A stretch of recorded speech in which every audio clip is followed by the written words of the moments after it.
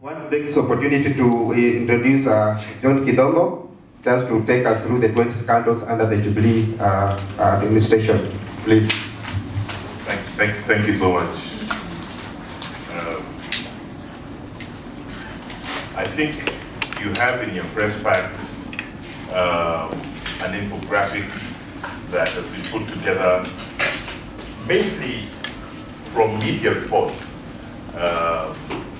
It's going to be updated because we now have information coming out of the Public Accounts Committee, which will allow us to bolster this.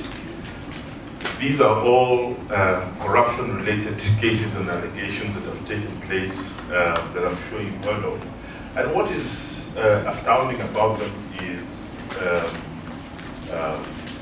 the sheer scale of looting that appears to be taking place in Kenya today. And it hasn't been this bad since the early 1990s, mid-1990s, around 1996, when transparency was producing some of the first corruption perception indexes that included Kenya. And one of the first cases that I'm sure you've all heard about and everyone has discussed considerably is the laptop for primary school children that eventually did not take off. It was a promise made by the government, but flopped. You talked about a figure that was anticipated of 24.6 billion. And then the tendering with regard to the terminal at the Jomo Kenyatta International Airport, and the inflation that has been discussed with regard to that project that also runs into the billions. Can we scroll a little?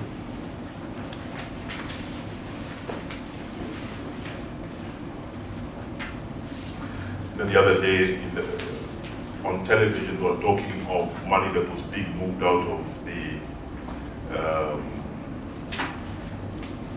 office of the president before and just after the last elections. We did a calculation. 1 billion shillings in 1,000 shilling notes weighs 1,000 kilos. Half a billion weighs 500 kilos.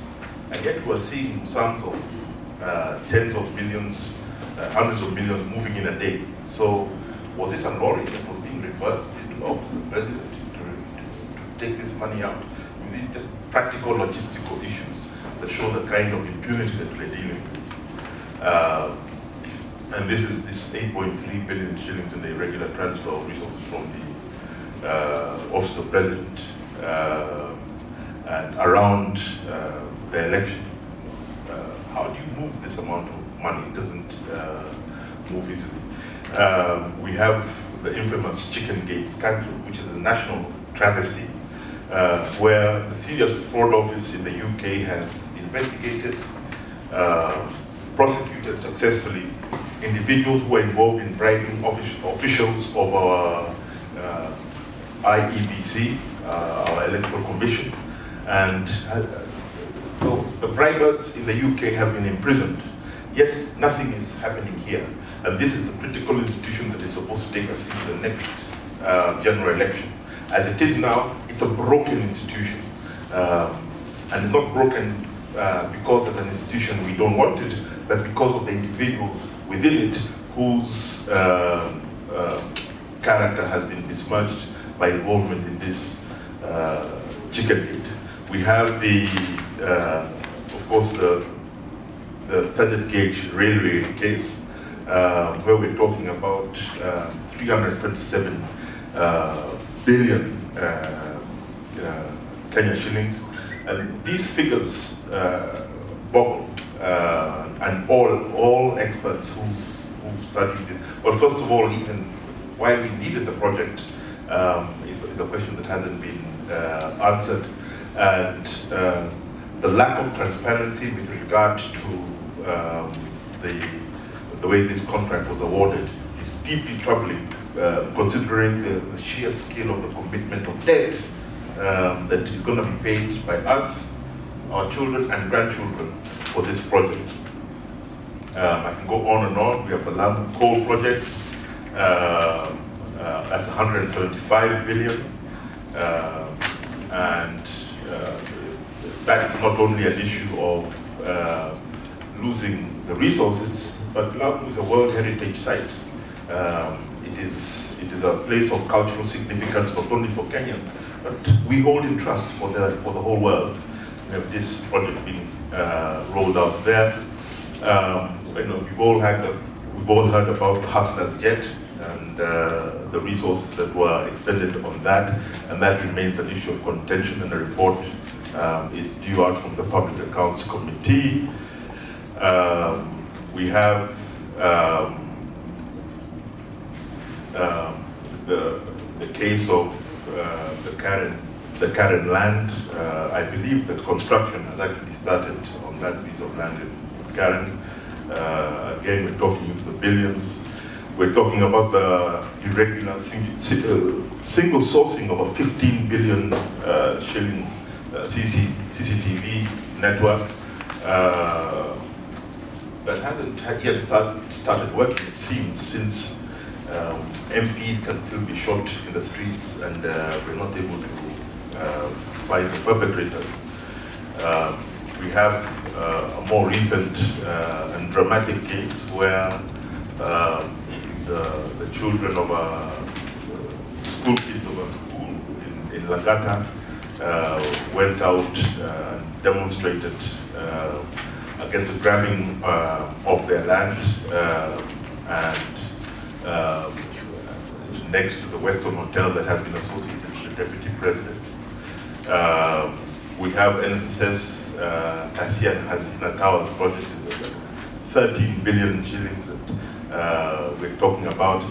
And the irony about NSSF projects is that these have been going on since the 1980s, different permutations of the same project. We have case number 12 here of a very disturbing report by the UN of the involvement of our security forces in the trade in charcoal, which is the main money earner for Al-Shabaab. And this is recorded by the UN and by respected academics and published already. And then we have the more recent crisis around the Mara Narok revenue collection that caused quite some violence and affected elections that followed there. Anyway, I actually haven't done a total, but we're talking about billions upon billions of shillings. It seems to be a morass of corruption under this administration.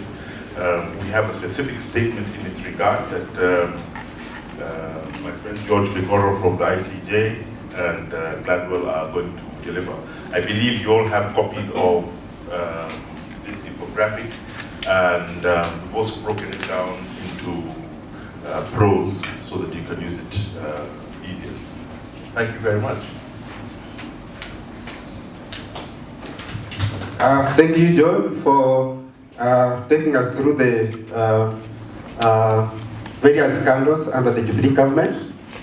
I want to take this opportunity now to invite John Kekoro from ICJ to give us the press statement on corruption in EACC and IEBC. Karibu sana. Thank you very much. I just want to emphasize on the things that John has taken us through.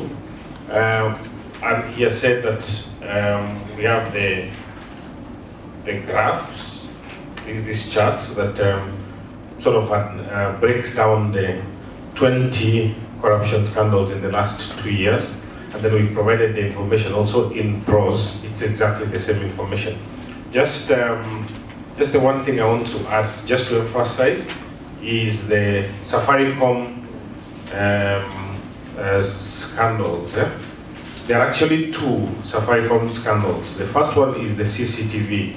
Safaricom gets the CCTV contract through single sourcing. But then this coincides with the negotiations about the 4G license for the 4th generation telephony licensing that had been going on for some time. Now another scandal perpetrates itself in the context of that negotiation, because Safaricom is given CCTV at the CCTV contract, and because it is negotiating for a license for the 4G license, it's the agreement between Safaricom and the Communication Commission is one of a set-off. We will give you this license, and because we owe you money for the CCTV, you will set off that based on the fact that because you owe us and we owe you, so let's do a set-off. We owe you for the installation 15 billion, but you owe us for the license, which they determined at 6 billion shillings according to the information that you have there. Now, the question is, how is the 6 billion shillings determined with Safaricom's debt to the government of Kenya for the license? Again, it is a figure plucked from thin air. It seems to us that Safaricom has come into a situation where with the government of Kenya, they just decide we want to do this job and this is the cost. And the government of Kenya says, yes, this is the cost. Now, nobody has that kind of privilege in their transactions with the government of Kenya. So I just need to emphasize the relationship between those two scandals. I will read out an aspect of the statement, the beginning, then I'll hand over to Gladwell. She'll read the conclusion of the same statement, and she can also emphasize whatever she feels needs to be emphasized. So, as I read, the Devolution Forum is a multi-sectoral alliance convened by civil society to bring together like-minded networks, organizations, and individuals united for the promotion and protection of devolution and its implementation as enshrined in the Constitution of Kenya. In the 2 years since Jubilee has been in power, the country has witnessed a return of corruption to levels that are comparable only to Kenya's one-party era, when corruption was part of the everyday experience of citizens. In that period, there has been not less than 20 high-profile corruption scandals.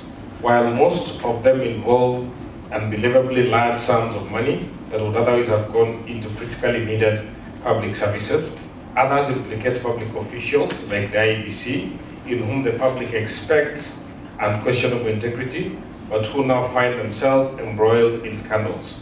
Worse still, corruption scandals now also implicate the Ethics and Anti-Corruption Commission, the constitutional mechanism set up to lead the war against corruption, leaving the question as to who the country can now turn to the fight against corruption.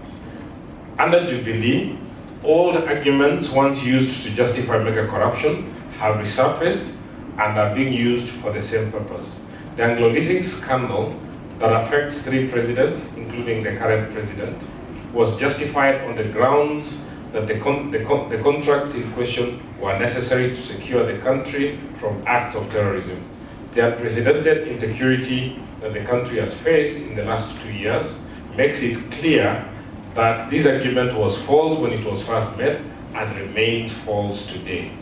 Yet, it is the argument that is at the heart of the increasingly unaccountable relationship between the Kenya government and Safaricom, a company that set out to provide mobile telephony, but which is now held out as a provider of security solutions in contracts that have been awarded through single sourcing at prices Safaricom determines. I continue.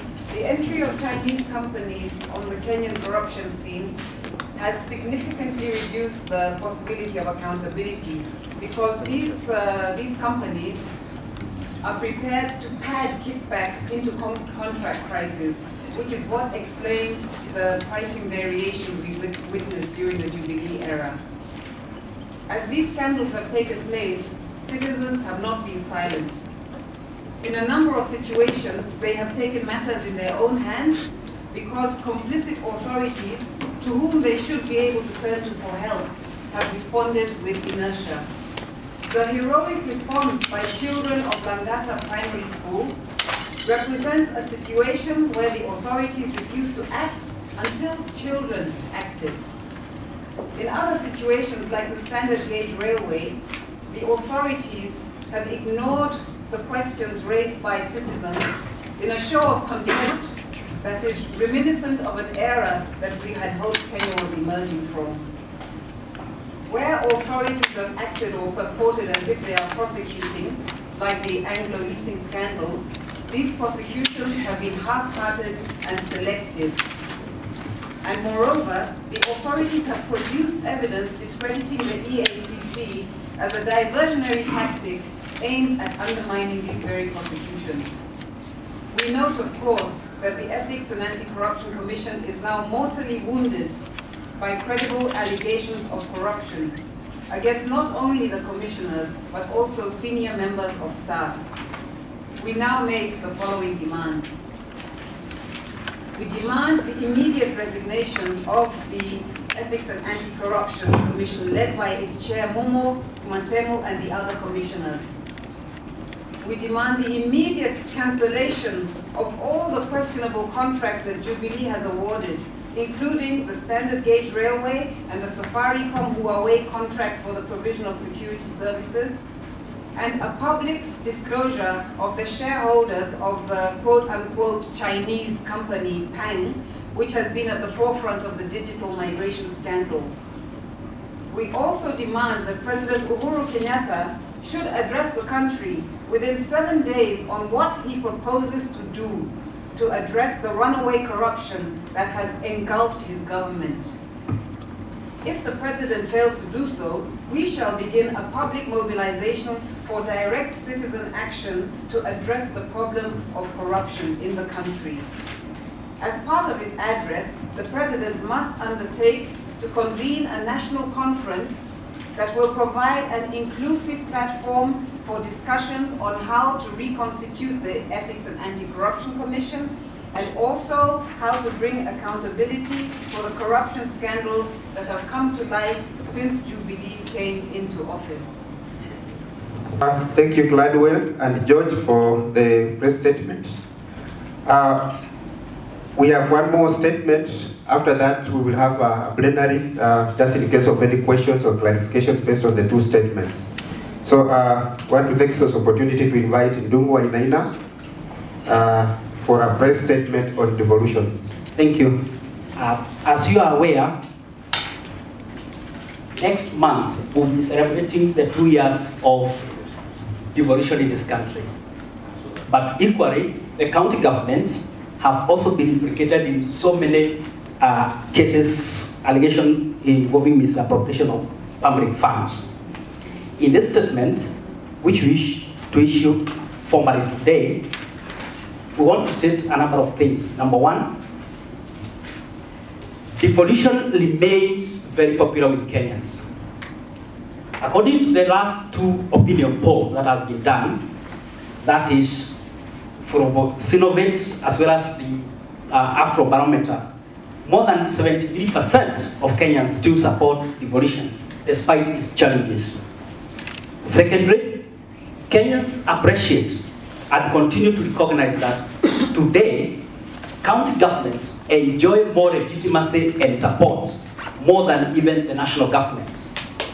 3, county government and the few investment they have been able to do, they have seen the country make a substantive progress and recorded actually a change of fortune, even to the most Kenyans who for many years have never had a chance to access a basic public service.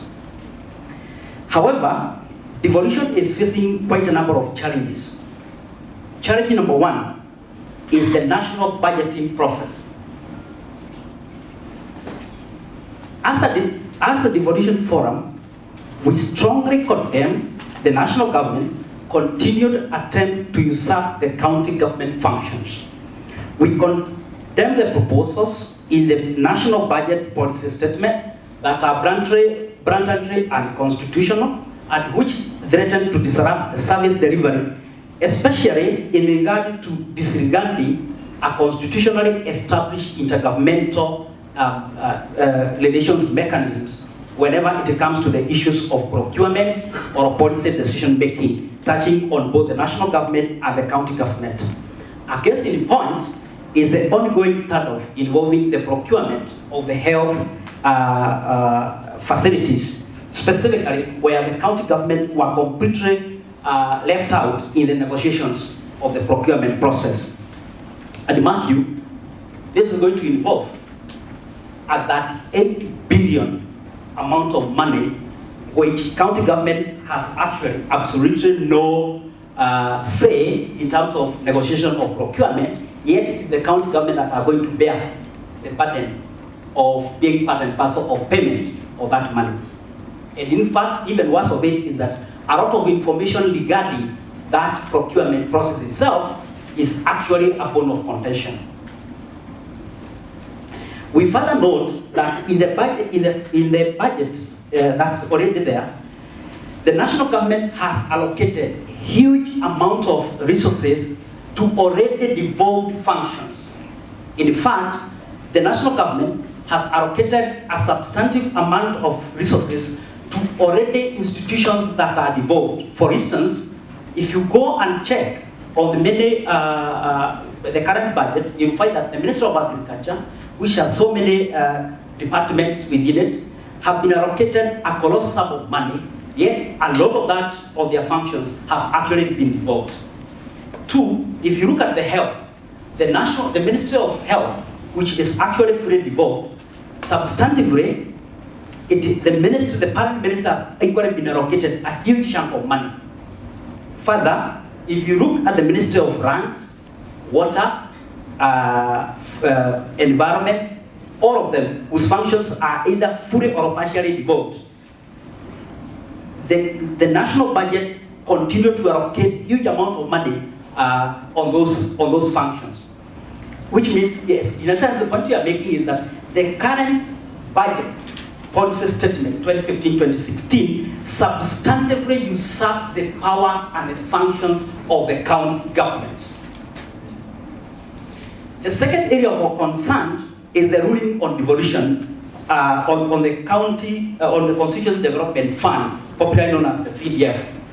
We are all aware that the High Court has made that decision on the questions about the constitutionality of the CDF.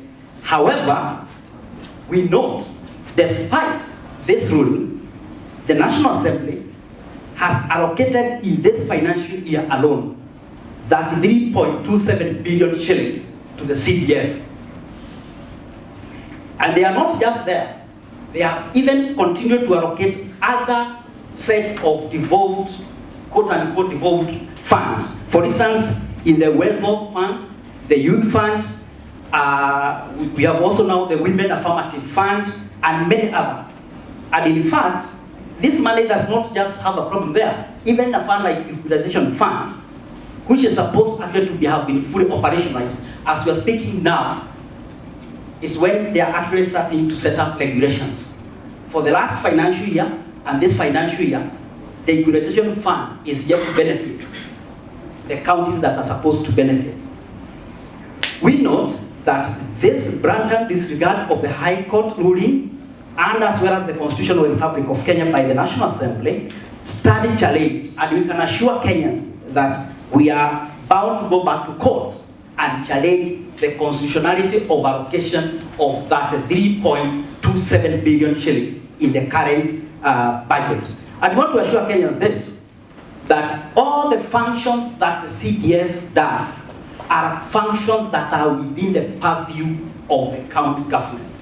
Whether it's function on roads, whether it is dams, water, health, all those are within the purview of the county government. And the judges in their own ruling made it absolutely clear, even in the situations where the national government will need to implement some functions that are fully devolved, it has to be in concurrence and in agreement and in cooperation with the county government. County government has been given a substantive constitutional powers to oversee and execute the functions within their jurisdiction. And therefore, be assured that no Kenyan will suffer because, or any member of parliament will suffer any prejudice by virtue of the CDF being declared unconstitutional. Further, the services that Kenyans have been getting through CDF, they will continue to get them even more at an enhanced level through the county government process. Our third issue of concern is spending prioritization. We note that today there has been a big talk about a huge wage bill. However, we think that the approach that has been taken in addressing a huge wage bill are actually minimalist. The government has refused blatantly to completely restructure and overhaul the national government governance administrational system. It has retained the old system, which means that today, the single largest expense that Kenyans are paying, they are paying for a parallel duplication of functions and overlapping across not just at the county level, but even at the national level. Subsequently, it is our position that the national government must embark in a substantive process of restructuring the entire national government governance institutions, including corporation, whose functions have been evolved, so that Kenyans can cut down on wastage and parallel expenditure of public money in a way that is so wasteful. We also believe that we can, at the county level, set up a single process of administrative structures. If you go to the county, for instance, today, you are having two parallel government running at the same time. County government has recruited their own administrative structure, yet the old provincial administration is still intact. In fact, they are being enhanced. We feel strongly that this is part of wastage that must be cut. There is a proper mechanism of creating a single integrated administrative infrastructure at the county level. We also believe that the national institutions can be restructured and reordered so that those whose functions have been evolved continue to be implemented under the county government. And if there are going to be issues of concurrence of implementation of functions, it will be done in full cooperation of the two sets of government. This will mean that we will cut down on costs. 2, it will reduce our wage bill. And 3, it will release a lot of our funds towards going to the development and provision of services. Our final point is on public participation in governance and issues touching on devolution. So far, access to information to the majority of Kenyans is still very low. In fact, the latest report released by one of our partners, the international budget partners, indicate that county government has not been making available information regarding the budgeting process. And even the information they provide does not in any way assist citizens to make meaningful of certain myths or stereotypes. One of the myths is that when we come here to speak about these issues, there's an impression that we are fighting the government. I want it to be clearly understood that since the advance of devolution, government had been dislocated from the state and invested in the people. So government today is rooted in the people. So it is not those who speak against these things that are fighting the government, but indeed those who involve themselves in those scandals that are fighting the government, because the government is rooted in the people. Secondly, I wanted just to make it known that corruption does affect all of us. Indeed, it eats every one of us alive. It has the tendency to take away that which is on the table and destroy. It has the tendency of depriving us of our rights and entitlements. It has a way of literally denying us of our basic services. So corruption is not something simple. It is something serious. And I believe as a people we must marshal the requisite authority to literally straighten things in this country, because doing so is indeed doing it in the greater good of all of us.